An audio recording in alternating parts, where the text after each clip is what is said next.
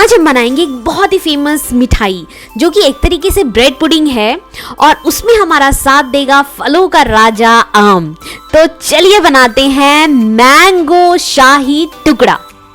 उसके लिए लेंगे हम 1 लीटर दूध और उसको बॉईल पे ले आएंगे। जब वो बॉईल हो जाएगा फिर धीमी आंच पे धीरे धीरे चलाते रहेंगे ताकि हमारा दूध नीचे बर्तन में लग ना जाए।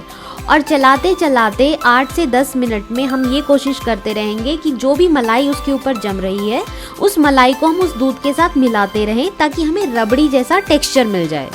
उसके बाद हम इसमें डालेंगे आधा कप चीनी। अगर आप चाहें तो यहाँ पे चीनी की जगह कंडेंस्ड मिल्क भी यूज कर सकते हैं।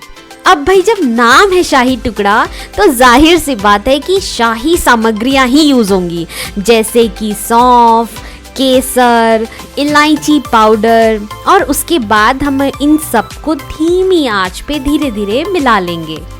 अब हमें यहाँ पे रबड़ी को थोड़ी सी गाढ़ी बनानी है, तो आप चाहो तो आप यहाँ पे मावे का यूज़ कर सकते हैं या फिर आप पनीर भी डाल सकते हैं, पर मैंने यहाँ पे यूज़ किया है वाइट ब्रेड क्रम्स जो कि बहुत ही आसानी से हम सबके घर में मिल जाता है।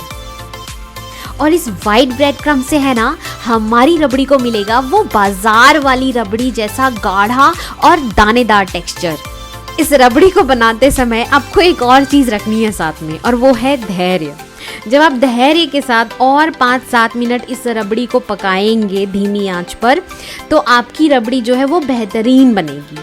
उसके बाद आपको इस रबड़ी को ठंडा होने के लिए रख देना है। ठंडा होने के बाद हम इसमें अपने स्मूथ मैंगो प्यूरे को धीरे धीरे ऐड करेंगे और उसको अच्छे से विस्क करेंगे ताकि हमारी रबड़ी स्मूथ बने। पर आपको ध्यान रखना है कि मैंगो प्यूरे कभी भी गरम रबड़ी या दूध में नहीं डालना है, क्योंकि उससे रबड़ी या दूध के फटने का डर रहता है। वैसे तो शाही टुकड़े की ज़्यादातर जो शेप होती है वो ट्रायंगल में होती है, पर यहाँ पे मैंने अपने शाही टुकड़े को थोड़ा सा और खूबसूरत बनाने के लिए फ्लावर शेप दिया है। आप चाहें तो आप कोई भी शेप दे सकते हैं।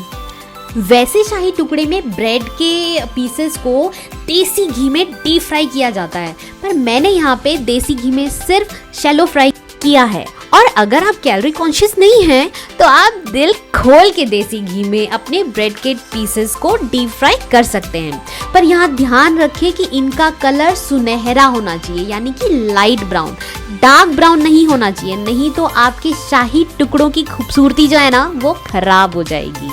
और बस अब हम अपनी शाही टुकड़ा को करेंगे प्लेटिंग। उसके लिए हम ब्रेड के ऊपर डालेंगे अपनी ठंडी ठंडी मैंगो रबड़ी। उसके ऊपर हम डालेंगे मैंगो के छोटे छोटे पीसेस।